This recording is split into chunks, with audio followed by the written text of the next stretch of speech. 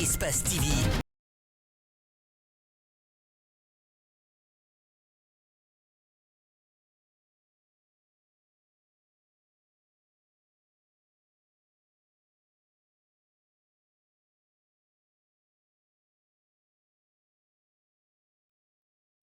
Nous sommes vendredi 19 novembre 2021. Bonsoir à tous. Bienvenue dans cette édition. Voici les titres du journal.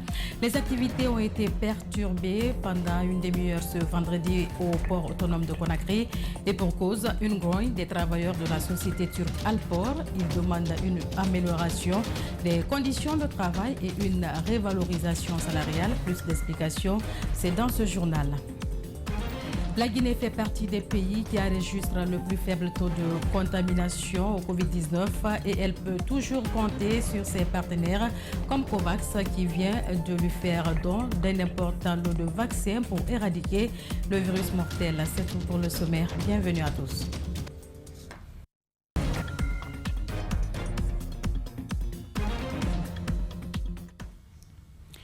C'est une grève qui se murmure depuis bien longtemps au port autonome de Conakry. Les travailleurs de la société turque Alport sont éprouvés par leurs conditions de travail et de vie précaires. Ce vendredi, ils ont tenté de se faire entendre. Le débrayage a duré quelques minutes et est loin d'être fini, disent les grévistes. Bernard Konduno et Kerno Sadouba étaient sur les lieux. Suivez leur compte-rendu. Ce sont les travailleurs de la société Alport qui relèvent de la direction des opérations maritimes qui ont entamé un mouvement de grève ce vendredi au port autonome de Conakry. Ces travailleurs dénoncent le mauvais traitement dont ils sont victimes depuis l'arrivée de la société Al-Bayrak en Guinée. Nos heures supplémentaires ne sont pas payées. Ils ont pris que 37 heures, ils ont voulu donner quelques sommes qu'ils leur ont préférées. Nos engins flottants ne sont pas bien entretenus. Ça, c'est le patrimoine de la Guinée. Les stagiaires, certains ont 1 million, comme chaque mois c'est payé. Mais non seulement les stagiaires ne devraient pas avoir un matricule et ils ne devraient pas être affiliés à la Caisse nationale de sécurité sociale. L'influence dont ils sont victimes est aussi l'un des points de revendication de ces employés. On est en train toujours de continuer de nous influencer chez nous, mais en collaboration avec la direction des ressources humaines.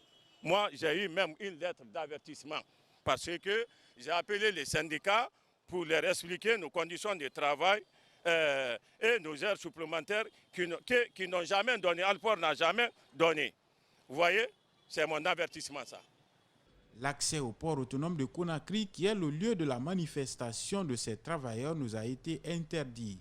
Le service de communication de la société Alport que nous avons joint au téléphone pour avoir la version de la direction promet d'organiser une communication officielle autour du sujet les jours à venir. Un enfant a trouvé la mort dans une fosse septique hier jeudi. Le drame s'est produit à Somfonia sur un chantier non loin du commissariat central. La famille de la victime est entre colère et tristesse. Elle avait déjà prévenu du danger. Aminata Massiri Bangoura et Abouakar Keke Bangoura pour plus de précisions. Cécé Lama, 2 ans, a perdu la vie ce jeudi aux environs de 17 heures. Il est accidentellement tombé dans cette fosse d'un immeuble en construction profond d'1,45 m. J'étais dans mon restaurant. C'est ma 2e fille qui est venue en courant pour me voir là-bas. Elle me dit que Cécé est tombé dans l'eau, il est mort. Automatiquement, j'ai couru pour venir me voir là-bas. Selon les témoignages, le concessionnaire a été plusieurs fois alerté, mais le drame n'a pu être évité. Je suis allé voir le patron et l'ingénieur, je les ai informés. Le patron dit, ici, je veux que vous informez vos enfants de ne pas venir ici. Et l'ingénieur dit, c'est là nos travailleurs pissent d'eau pour se laver et vos enfants même, ils viennent, ils tirent notre fil là. Il faut que vous leur dites de ne pas venir ici. Ils n'ont pas accepté. La conséquence, c'est ce qui nous est arrivé. Tous inconsolables, la famille de la victime s'en remet à la volonté de Dieu. J'étais couchée à la maison, on m'a appelé que mon enfant est décédé. Je m'en remets à la volonté divine. Nous n'avons pas autre choix que de s'en remettre à la volonté de Dieu. Jusqu'hier, cet enfant jouait ici. La victime a rejoint sa dernière demeure ce jeudi à Sonfonia, a rappelé que les autorités du quartier se sont saisies de l'affaire.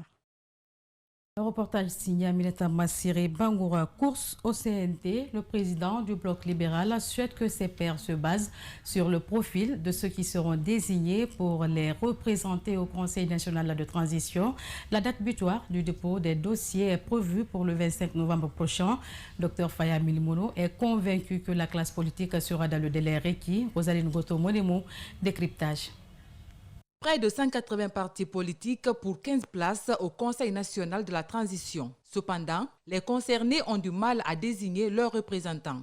Le président du bloc libéral trouve suffisant le nombre de places qui leur a été octroyé. Il est convaincu que la classe politique sera dans les délais pour le dépôt des dossiers pour sa participation au CNT. 15 pour la classe politique, pour moi c'est suffisant parce que il ne faut pas qu'on imagine le CNT comme un organe clivant.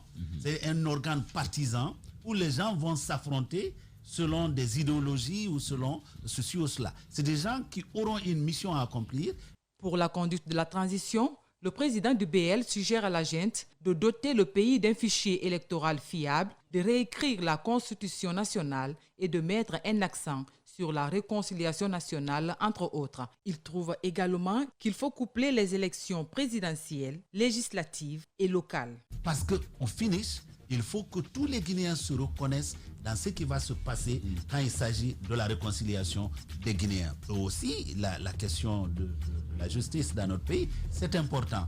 18 critères ont été proposés à la classe politique pour la désignation de ses représentants pour le CNT. Sur la question, Faya Milimono s'est abstenu de donner plus de détails. Il a tout simplement réitéré qu'il faut mettre l'accent sur le profil de ceux qui seront désignés pour représenter les politiques au sein de cet organe transitoire. Et puis, vous le savez, avant le renversement du régime Condé, la Guinée avait des programmes établis avec ses partenaires au développement, d'où la nécessité de validation du rapport relatif à l'étude sur l'espace fiscal pour l'élaboration d'une stratégie nationale de financement des objectifs de développement durable ODD. Le ministère des Affaires étrangères, héritier du défunt département de la coopération internationale et de l'intégration africaine, tient une assise d'évaluation. Mamadou Sayobal d'explication. L'analyse du financement des objectifs de développement durable PNDS 2016-2020, les sources de financement des ODD, l'estimation de l'espace fiscal disponible, tout comme l'identification non encore explorée, devraient offrir des pistes de solutions. Pour atteindre les ODD en 2030, nous devons repenser nos programmes, nos programmations sectorielles pour aller davantage vers des budgets programmes assujettis à des mécanismes de suivi et évaluation. Le gouvernement est déterminé à promouvoir des ressources stables et prévisibles pour le financement des programmes sociaux de base. En collaboration avec le Fonds des Nations Unies pour l'enfance, l'État va explorer et exploiter toutes les opportunités. À lutter contre les inégalités et bâtir un État plus fort et plus responsable dans le cadre de la refondation en cours avec cette période de transition. C'est en cela que l'appui des partenaires comme l'UNICEF est requis. Pour optimiser les recettes, l'État n'aura pas le choix que de compter sur l'existant, surtout pendant cette période d'exception. La priorité des nouvelles autorités d'aujourd'hui, c'est la refondation de l'État. Et vous savez que les impôts, les taxes, représentent ce que représente l'eau et le sang dans le corps de l'être humain. S'ouvrir aux partenaires, oui, mais le secteur privé n'est pas non plus à négliger, conseille le représentant de l'UNICEF. Au niveau domestique, mais aussi réfléchir sur le financement innovant, notamment explorer la possibilité de travailler davantage avec le secteur privé. Ces experts, pour la plupart venus des départements stratégiques, devront analyser et proposer des pistes de solutions concrètes au gouvernement et à ses partenaires pour atteindre les objectifs fixés. Venir aux côtés du gouvernement. Autre volet de cette édition, consultation des parties prenantes nationales sur les enjeux prioritaires du secteur de l'eau et de l'assainissement. La rencontre dure 2 jours et concerne la mobilisation des efforts dans la création d'un cadre de financement pour la fourniture de l'eau potable aux populations urbaines et rurales. Al-Seli Barry commente les images d'Amara Alexila. La Guinée est présélectionnée pour faire partie des pays qui nécessitent plus le besoin dans le cadre de cette coopération. Une coopération entre la plupart des pays arabes du Golfe, l'OCDE et des bailleurs suisses qui permet de résoudre les problèmes d'eau et d'assainissement. L'idée est d'atteindre les objectifs de développement durable. L'idée d'une façon coordonnée avec une approche nouvelle où les bailleurs se mettent disons en amont d'accord sur une série de projets puis les partagent entre eux pour avoir plus d'impact. Contrairement plutôt à la façon de travailler, disons, normale, où les bailleurs travaillent chacun de son côté. Donc aujourd'hui, on a cette réunion où on a partagé le premier rapport qui, disons, met tous ces bailleurs au même niveau sur les priorités du pays et nous met au même niveau que le gouvernement. Certes, la Guinée est qualifiée de château d'eau de l'Afrique de l'Ouest, mais elle a soif des difficultés qui se matérialisent en termes d'adduction d'eau potable et d'assainissement, aussi bien à Conakry qu'à l'intérieur du pays, avec un taux de couverture assez faible, faute d'investissement. Désormais, il est question de mobiliser les ressources à travers les partenaires. C'est une véritable opportunité. Le cadre d'échange dans lequel on est aujourd'hui permet de façon participative à tous les acteurs, qu'il s'agisse de la société civile, des directions, des ministères, de se prononcer sur les véritables enjeux et sur la fixation d'un ordre de priorité. Comme vous l'avez constaté, il y a l'eau urbaine, il y a l'eau rurale, il y a l'assainissement, il y a la préservation de la ressource, il y a la garantie qu'on puisse avoir pour l'agriculture, tout. Et puis il y a aussi la gestion et le suivi des ressources. L'événement va durer 2 jours. Je vous le disais au sommaire, cérémonie de remise hier jeudi des vaccins de l'initiative COVAX sous la présidence du chef du gouvernement Mohamed Beavouyi qui a reçu un important lot de vaccins anti-Covid en présence des partenaires au développement technique et financier. C'est la pharmacie centrale de Guinée qui a servi de cadre à cette cérémonie. Le compte-rendu est signé Antoinette Dédé Onivoye et Yacouba Traoré. Cette cérémonie de remise de vaccins contre la Covid-19 au gouvernement guinéen par les partenaires au développement est le couronnement d'une coopération longue et fructueuse qui s'est déclenchée dès le début de la pandémie qui a frappé de plein fouet l'humanité. Je peux vous rassurer que mon gouvernement reste déterminé à accompagner toutes les initiatives de lutte contre le Covid-19, particulièrement la vaccination de la population, étant le moyen principal de combattre cette épidémie. Grâce à cette chaîne de solidarité, la Guinée a reçu à date près de 5 900 000 doses de vaccins anti-Covid de plusieurs marques, ce qui a permis de réduire drastiquement les risques de contamination, selon le ministre de la Santé. Je partage avec vous ces chiffres, pas dans l'espoir de vous endormir, mais simplement pour vous dire que le résultat de vos contributions ont permis à notre pays de faire un progrès remarquable dans la lutte contre cette pandémie et nous ne comptons pas nous arrêter en si bon chemin. Le représentant pays de l'OMS, chef de file des partenaires techniques et financiers, a pour sa part salué le leadership du gouvernement guinéen avant de les inviter à une synergie d'action. C'est dans une synergie d'action que les efforts du gouvernement et des partenaires doivent donc faciliter la mise en œuvre des activités accélérées de la vaccination et qui, la particularité pour la Guinée, nous allons aller à la décentralisation de la vaccination, ce qui va faciliter effectivement l'accélération de la vaccination au niveau de la population. L'ambition du gouvernement guinéen et de ses partenaires techniques et financiers est d'être parmi les pays qui répondront présents à l'objectif de l'OMS, celui d'avoir 30% des personnes éligibles pour la vaccination d'ici décembre 2021. Reportage signé Antoinette Dédé au niveau éducation. On en parle à présent. Les examens nationaux session 2022 se tiendront au mois de juin prochain. C'est ce qu'a déclaré récemment le service examen du ministère de l'enseignement préuniversitaire et de l'alphabétisation.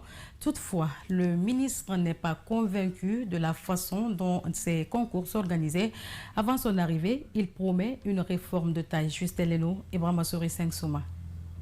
Juin 2022, c'est la date proposée pour l'organisation des examens nationaux session 2022 par le ministère de l'enseignement préuniversitaire et de l'alphabétisation à travers son service examen.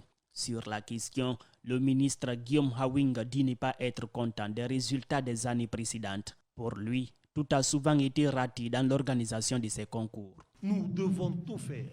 Parce que ce qui est mauvais dans ça, c'est quoi?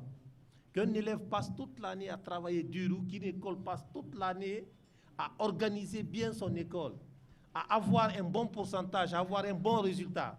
Mais qu'au finish, tu apprends qu'il y a fuite de sujets. Si ça ne vous faisait pas mal, moi, ça me faisait mal.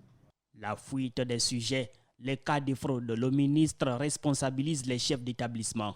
Cette année, il souhaite mettre un terme à tout. Les détecteurs de téléphone, c'est une personne qui vient après, il passe dans les classes. Quand il quitte, ce que vous voulez faire avec les enfants, vous allez faire ça avec les enfants. Nous estimons que c'est vous d'abord qu'il faut responsabiliser. Vous devez tout faire. Vous devez tout faire d'empêcher que les enfants ne fraudent. Guillaume Hawinga précise qu'il n'est pas venu régler le compte à quelqu'un, mais il promet d'être exigeant car selon lui, il sera jugé à l'avenir en fonction de ses résultats. À un moment donné, il est très mauvais d'avoir une main de fer dans un gant de fer. Entre enseignants, il faut avoir une main de fer dans un gant de velours, comme on aime le dire. Mais quand ça déborde et qu'on ne comprend pas, on sera obligé d'avoir une main de fer dans un gant de loup. Pour terminer, le ministre de l'enseignement préuniversitaire et de l'alphabétisation a déclaré que la refondation de l'État et plus particulièrement du système éducatif guinéen est possible avec l'implication de tous les acteurs. La société Nano et AMD et Frères a lancé de nouveaux produits sur le marché ce vendredi. Ce sont entre autres des produits cosmétiques et hygiéniques de qualité. La distribution va se faire à grande échelle, prévoit la société. Reportage Yenebemba Koulibaly, Aboubakar Din Kamara. Nano est une société ivoirienne qui fabrique depuis 2015 des couches infantiles et les commercialise dans la sous-région. C'est en 2017 qu'elle s'est investie dans de nouvelles unités de production afin d'agrandir sa gamme de produits. Elle se lance également sur d'autres segments de l'hygiène, gamme de serviettes périodiques perfectes, les gammes Smiley et la gamme de papier style. Selon la responsable de marketing de la société Nano, leurs produits sont fabriqués aux normes européennes avec des matières premières de qualité. Notre objectif est d'offrir au marché guinéen des produits d'excellente qualité avec des coûts très accessibles pour le consommateur. Et nous activons en ce moment beaucoup d'actions promotionnelles dans la ville de Conakry pour pouvoir être encore plus proche de nos consommateurs. Nous voulons susciter de nouvelles habitudes de consommation chez le peuple guinéen et à les habituer à utiliser des produits d'excellente qualité comme les produits de Nano. Leader sur le marché de distribution de ses produits, Nano propose à ses clients un service de proximité au quotidien. Moi, je dis à des femmes de s'intéresser, c'est des bons produits. On a des véhicules aussi qui distribuent partout les 5 communes de Conakry. On est représentant aussi en ville aussi. On est représenté partout, quoi. Mais quand tu commandes, on te livre. De leur côté, les clients apprécient le prix et la qualité des produits Nano. C'est pourquoi ils invitent la population à en faire autant. Les Pampers Smiley, c'est très bon. C'est du coton. Donc les femmes peuvent utiliser, donc ça ne cause pas d'effet sur les bébés. Leurs produits sont très bons. Depuis que j'ai commencé à les utiliser, mon bébé et moi n'avons pas de problème. Cette société a récemment fait des dons dans plusieurs centres de santé de la capitale et ses produits sont distribués par AMD Frères. Elle est également présente dans plusieurs villes de la Guinée, qui sont entre autres Kankan, Sigiring, Zérekore, Kindia et Labé. Mesdames et messieurs, c'est ce public reportage qui met fin à ce journal. Il a été réalisé par André Moussi et Milmono. Merci à l'équipe technique du jour et à vous de l'attention. Bonne suite de programme sur Espace TV. Au revoir.